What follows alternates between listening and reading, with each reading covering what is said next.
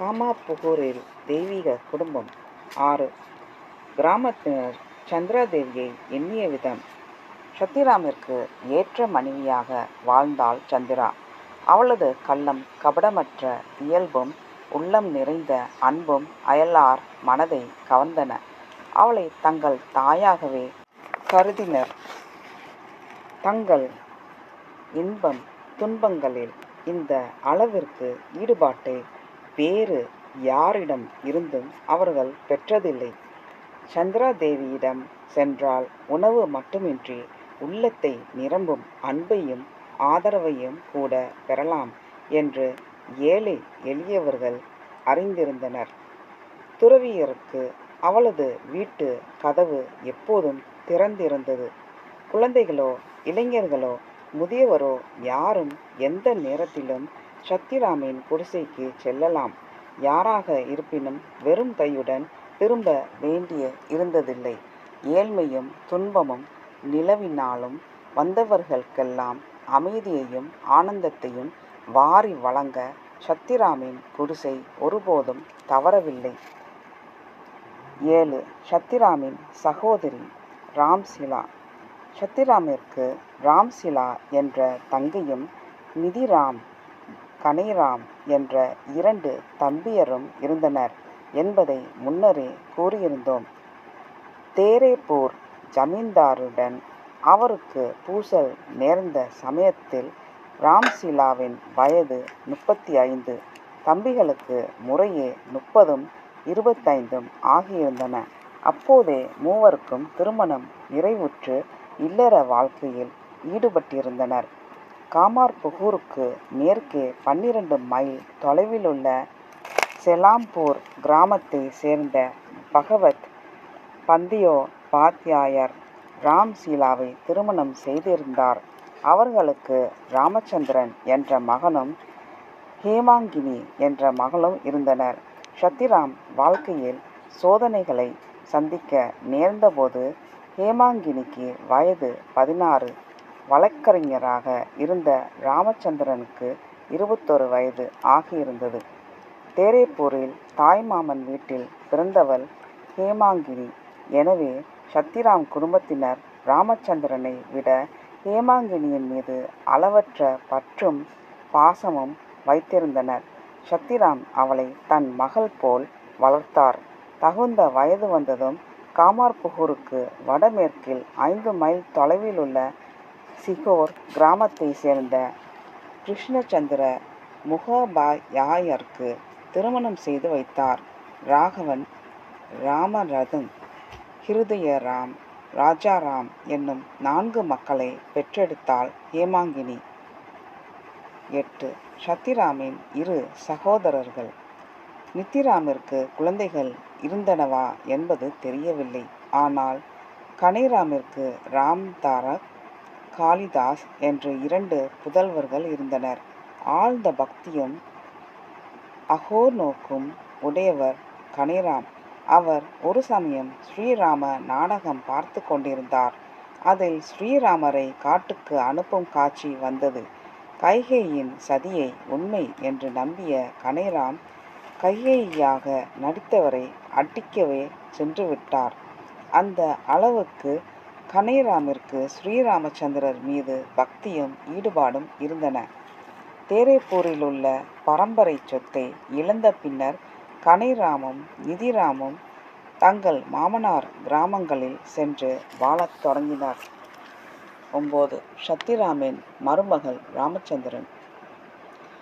ராம்சீலாவின் மகனாக ராமச்சந்திரன் காமார்புகூருக்கு தென்மேற்கில் 40 மைல் தொலைவில் அமைந்துள்ள மேதினிபூரில் வேலை பார்த்து வந்தான்.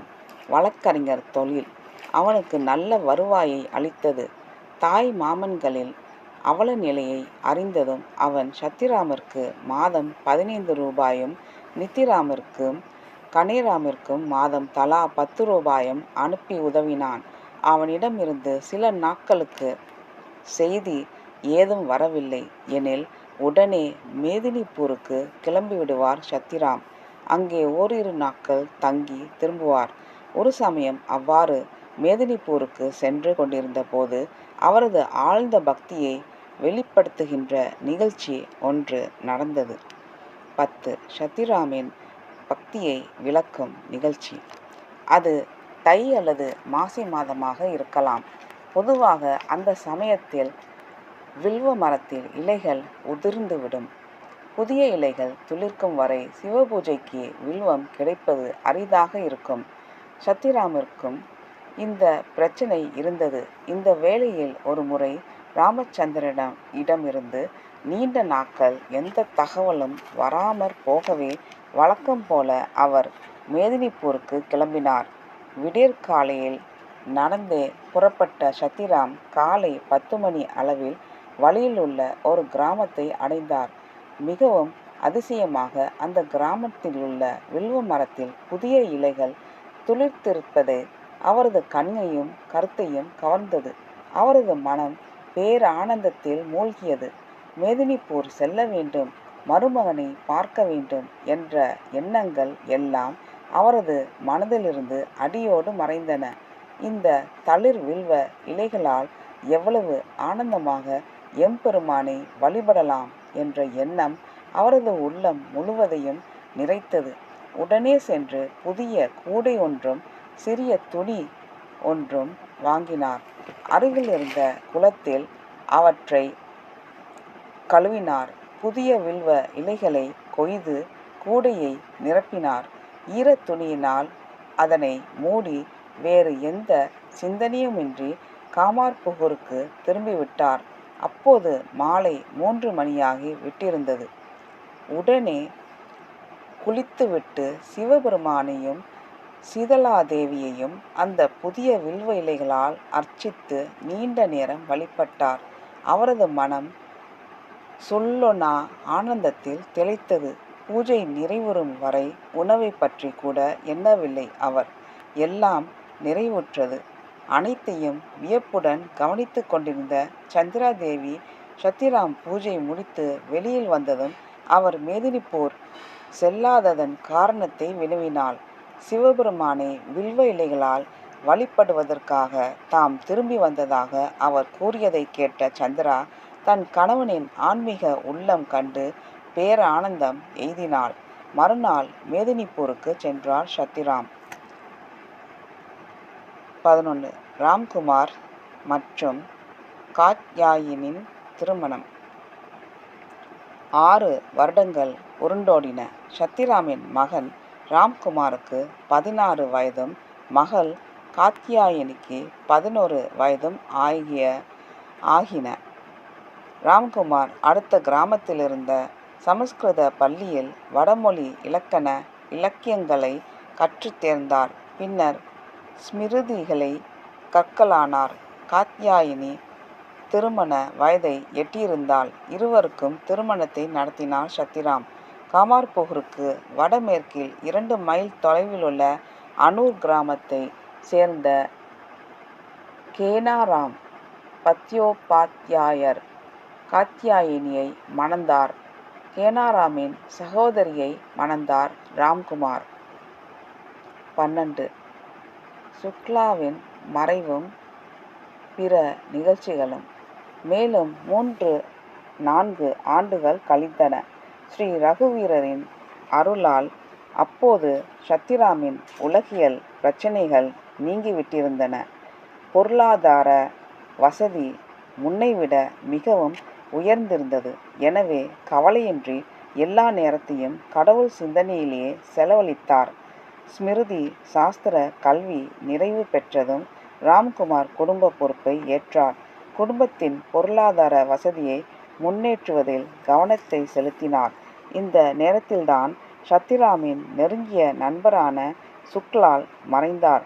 அவரது மறைவு சத்திராமை பெரும் சோகத்தில் ஆழ்த்தியது. 13. சத்திராமின் ராமேஸ்வர யாத்திரை. ராமேஸ்வரின் பிறப்பு. சத்திராமின் உள்ளத்தில் தீர்த்த யாத்திரை செல்ல வேண்டும் என்ற ஆசை இப்போது எழலாயிற்று. அது கிபி 1824 ஆண்டாக இருக்கலாம். தாமதமின்றி சேதுபந்தன ராமேஸ்வரத்தை நோக்கி கால்நடையாக தமது தீர்த்த யாத்திரையை தொடங்கினார் அவர். ஓராண்டு காலம் தென்னிந்தியாவில் பல புண்ணிய தலங்களை தரிசித்த பின்னர் காமார்புகூர் திரும்பினார். ராமேஸ்வரத்திலிருந்து பானலிங்கம் ஒன்றை கொண்டு சென்று அதனையும் தமது பூஜை அறையில் வைத்து தினசரி வழிபாட்டில் சேர்த்து கொண்டார். ராமேஸ்வரர் என்று அழைக்கப்பெறும் இந்த லிங்கத்தையும் ஸ்ரீ ரகுவீரர் சால கிராமத்தையும் சீதலாதேவியை எழுந்தருள செய்து வழிபடும் கலசத்தையும் காமார்புகூரில் இன்றும் காணலாம். நீண்ட காலத்திற்கு பிறகு சந்திராதேவி இப்போது மீண்டும் கருவுற்று 1826இல் ஆண்மகவு ஒன்றை ஈன்றெடுத்தார். தமது தீர்த்த யாத்திரையின் நினைவாக சத்திராம் அந்த குழந்தைக்கு ராமேஸ்வரர் என்று பெயரிட்டார். 14. ராம்குமாரின் அமானுஷ்ய ஆற்றல். அடுத்த 8 ஆண்டுகள் காமார்புகூரில் அந்த ஏழை குடும்பத்தில் பெரிய நிகழ்ச்சிகள் எதுவுமின்றி சாதாரணமாக கழிந்தன.